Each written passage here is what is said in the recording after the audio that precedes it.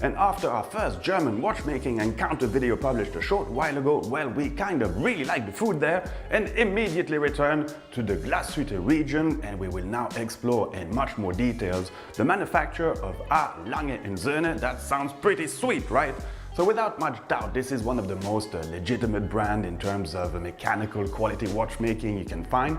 A brand that shook up the Swiss industry at a time when it was simply resting on its laurels, a brand that redefined the art of finishing and pushing the limits of precision and technical developments a bit further. So yes, I rather like Lange, and we had the great opportunity to walk through this pretty impressive manufacturer with no other than Mr. Anthony De Haas, Director of Product Development, and we'll use different aspects of the spectacular Turbograph Perpetual Pour le Mérite timepiece as kind of the backbone of this visit. But at the end of the video, we'll come back with Mr. De Haas on some of the most iconic watches presented by Lange and Söhne. So let's go, and yes, there is a lot to be said and shown. Enjoy!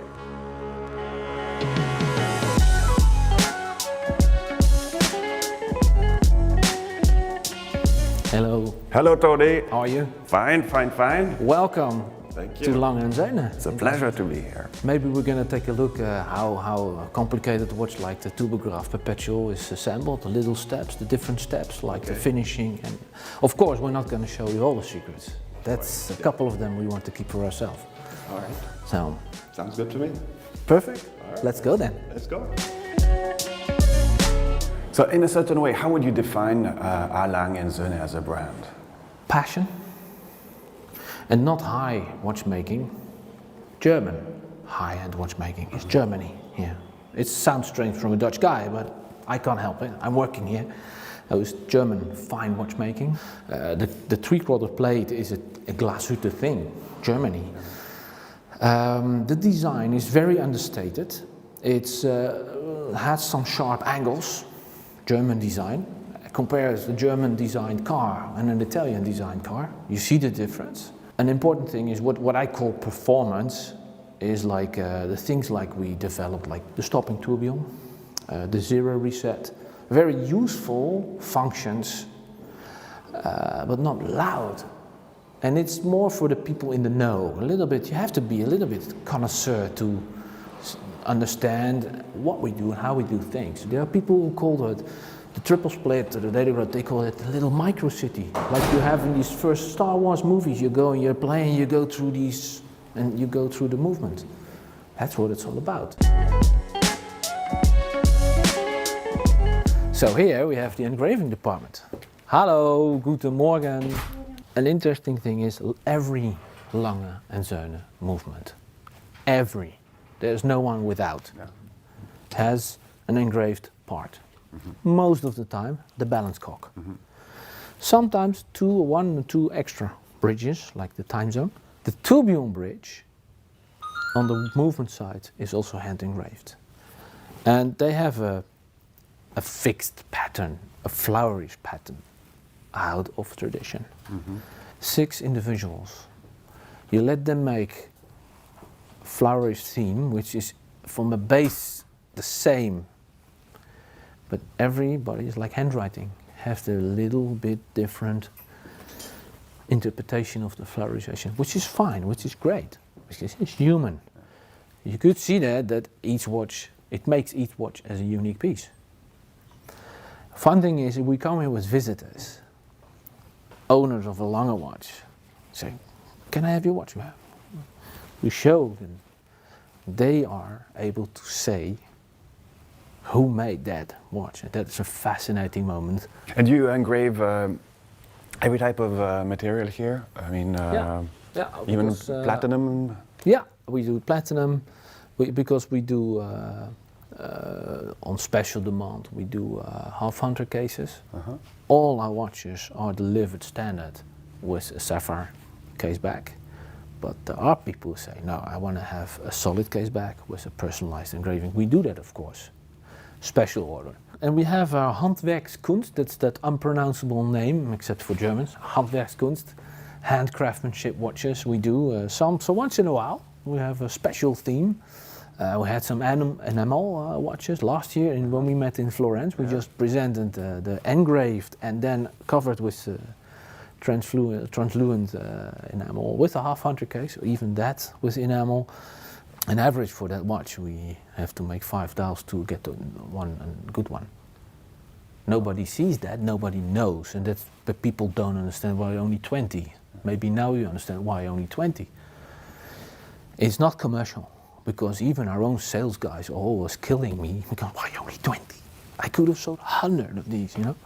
But that's, sorry, it doesn't make. Otherwise, I'm frustrating, or we are frustrating our own salespeople and other people because we can't make more than it takes to wait time.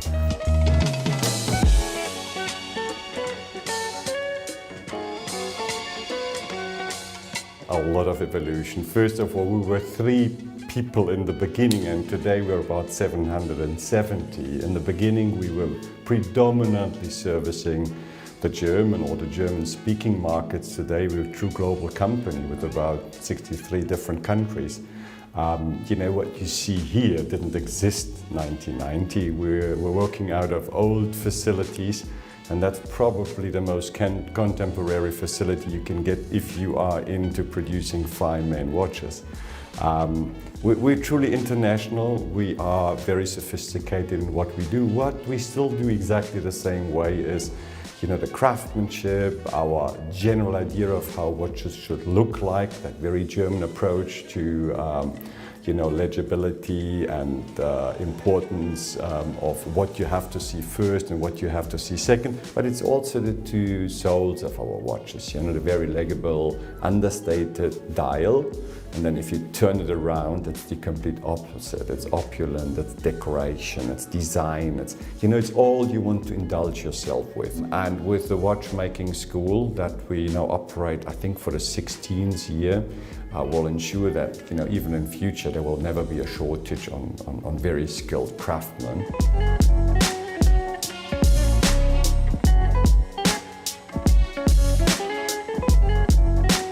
So Tony, explain us where we are now. This is the finish department. Not because they're Finnish people, huh? Yeah. But it's the finishing department actually. It's also a practical joke I'm using, but yeah, here every part of the movement is decorated by hand. You hear a little machine on the background, but that's a hand machine to polish. And let's take a look at the tourbillon bridge from the Turbograph perpetual calendar, because that is a big challenge for us to make. On top there's a perpetual calendar model, not a complete module, partly integrated, but you go higher. And it was impossible to lift up the cage, the tourbillon cage. That's what we wanted to do first. But there you have a collision with the hour wheel. We couldn't find another solution by doing. So the cage is deeper. So we had to find a way and a nice design to find that bridge and that solution. And so very concretely, I mean, how long does it take to accomplish such a piece? Yeah, that's difficult to say, because the lady over here, she will maybe use for one bridge one day, and it could be 7 hours, or it could be 10 hours. That depends a little bit on, not on the wind from the east or the west, but it is human.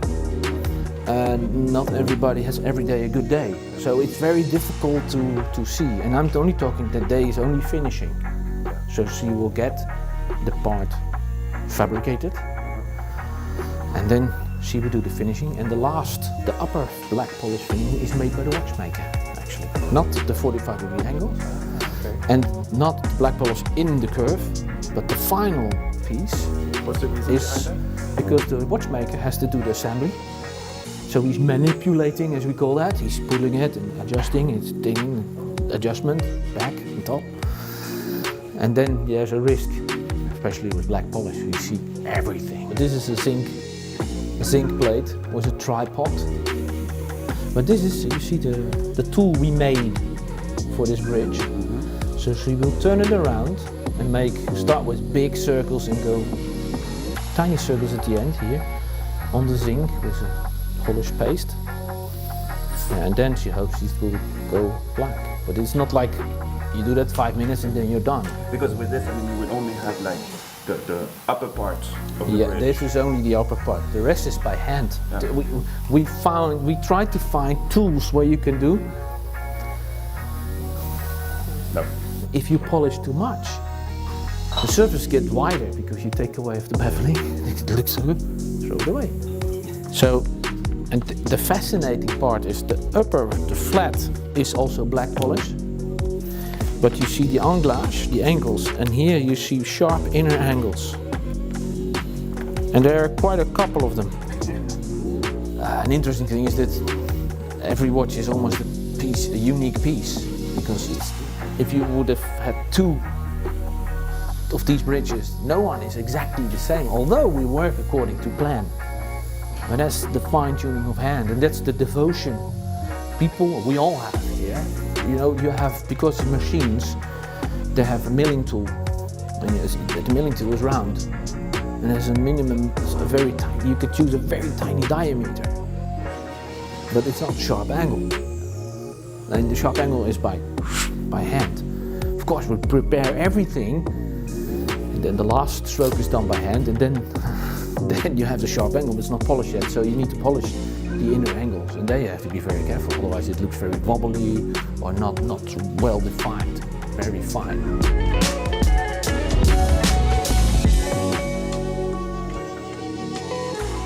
This is the department where the complicated watches are assembled. So it's not complicated people over here, but the work, what they do, is very complicated. So here are the masterpieces made of the Telegraph Perpetual Tourbillon, the Turbograph Perpetual Tourbillon, we have the Terra Luna, we have constant force watches. So here are top watchmakers who have the ability to think yourself into the mechanism, like understand the following ways, you know, because of a perpetual calendar is a complex combinations of levers and wheels and switches and ratchets, and you have to understand what does it make it work, how you can adjust it. It's not like you take a piece and you fit the screw and then the next part you have to adjust. What do we mean by adjust? Giving a tension, a bit more tension to certain springs for certain levers, or even slightly cut something away from the lever, because the pressure on the start-stop pusher is not exactly what we want for the quality. It must be very smooth, but very defined. These things, you have to have a feeling. And there's a German word for it, Fingerspitzengefühl. Well, the sentence in the tips of your fingers. You have to like it. And would generally a watchmaker work here from scratch till the finished assembled product, or how do you organize your work? The watchmaker gets parts which are finished most of the time. Most of the parts are already finished to a certain level, like polishing or functions. You know, you have a lever and there's an area where it's in interaction with another lever. You have the functions which need to be polished. That your watchmaker can do, but not the whole beveling thing. And there we switch. We do not like to just stick with one move. That's not good. We have some specialist themes, and not everybody is capable of doing a minute repeater, not even the guys who are here. It's a different level. The lady who's doing the assembly of the tourbillon cages, for example, she loves doing that. For her, it's a sport to get high precision, you know. That's her thing. And she says, oh, you want to do chrono? Nah. You know what I mean? So everybody has his favorite, his thing. Hello, sir. Hi. Ah, this is an interesting piece. You see what he is doing now? He's having in his tweezers. That is the rattrapante axe and the wheel which comes on top. So quite very thin, long axe. Yes, because that is the axe which goes through the entire movement. It's the upper hand, the rattrapante hand, which goes up on the dial side and up on the movement side. So it's very long, and it's already a technical highlight to fabricate an axe which is so thin and so long, and that is very tricky. Once, if it's just slightly out of range, the thing starts to wear and tear and it blocks, and you don't understand why the hand is not rattrapant and why it's not, or during the normal running it starts to flatter. These are all the things, how to lubricate, very tiny or not. That is interesting. Now he's doing the adjustment. He's putting in the wheel, putting on top the bridge, and then he's checking the end shake of the wheel. If it's too high, most of the times we adjust the minimum. The French guys used to say libre sans jeu, free without shake, which is nearly impossible. And that's also a thing. You ask about skills. Watchmaker, with experience, he's getting an eye for that. He doesn't need to measure.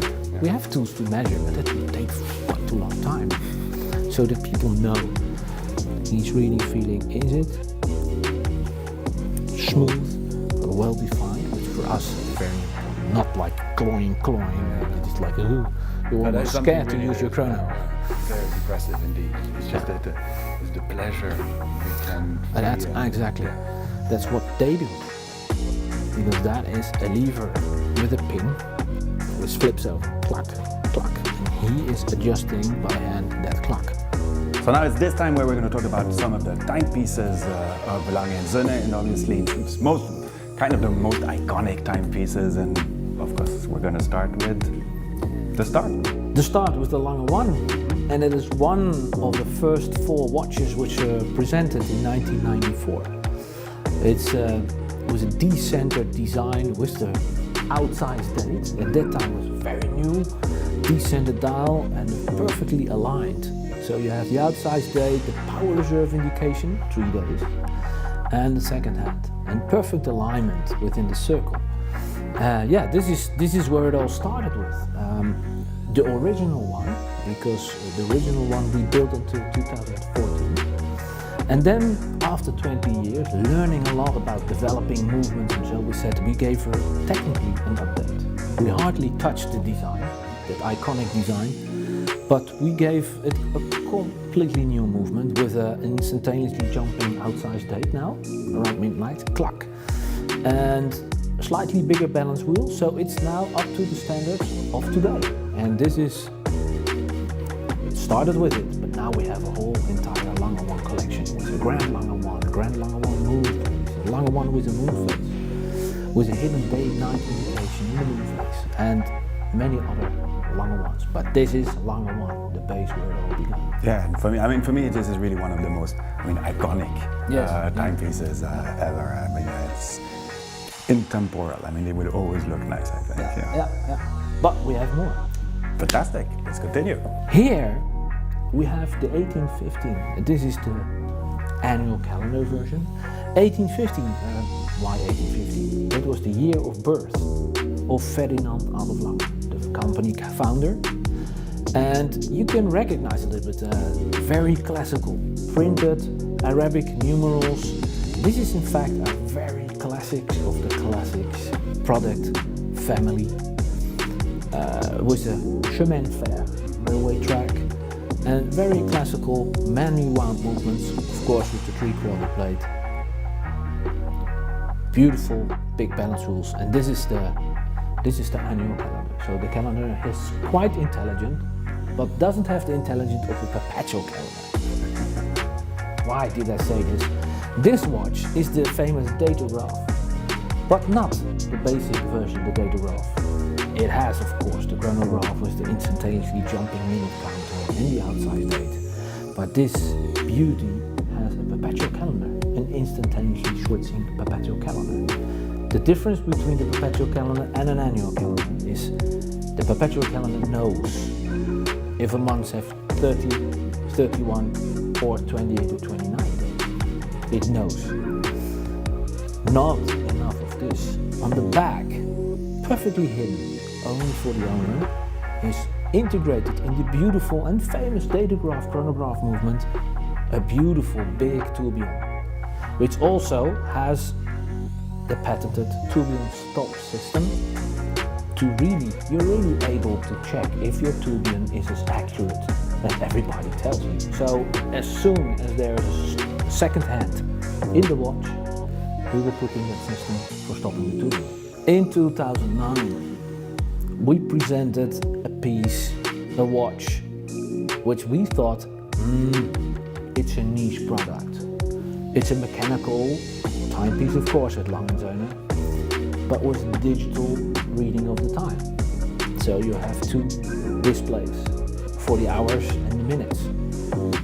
We thought it's more a niche product, and we were so overwhelmed by the enormous success of that watch. It's not a cheap watch because it requires a big complication to make it able to move the discs every minute instantaneously. So which means the regular second hand jumps over the 60, comes over the 60, and the next minute jumps further. The Zeitwerk. So we had to use a big barrel, a serious barrel, to move the discs. But the big barrel producing way too much power for the escapement, which is quite fine and delicate. So we said we make another spring in between, a remontoir system. Not on the escapement, like many do, but on the fourth wheel.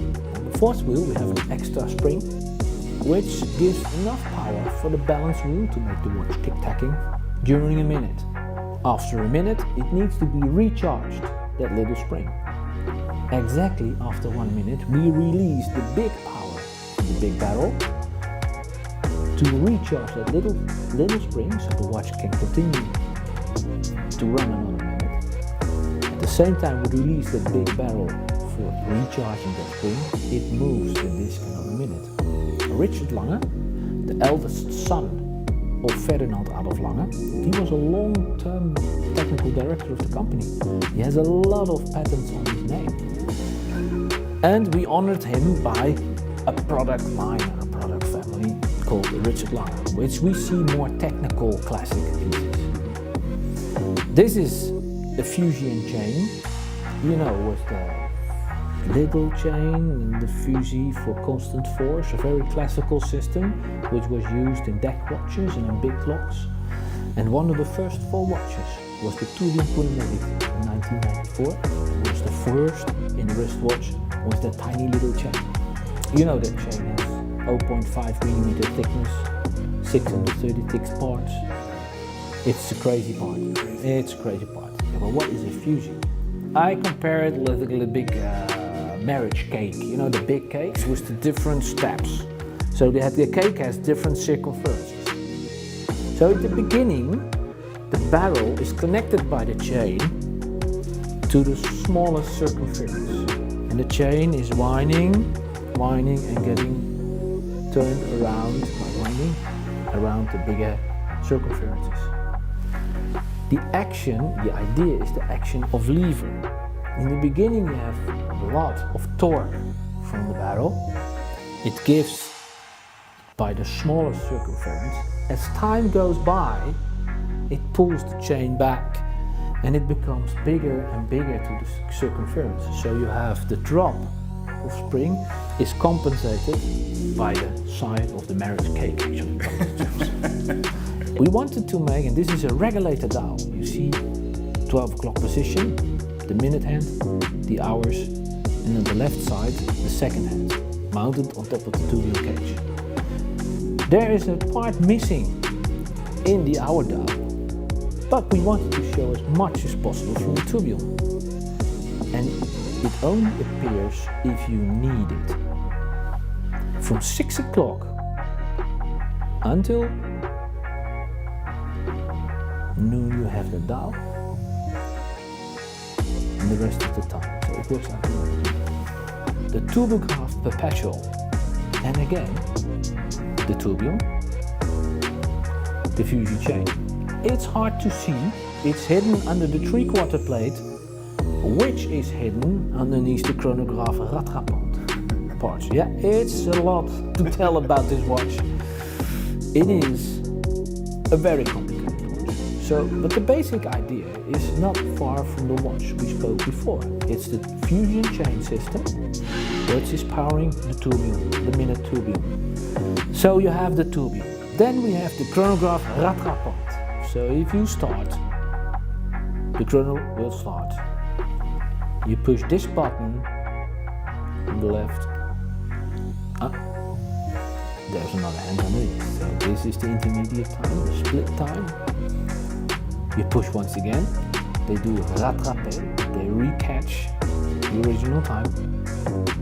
And of course you do the stop and the 0 reset.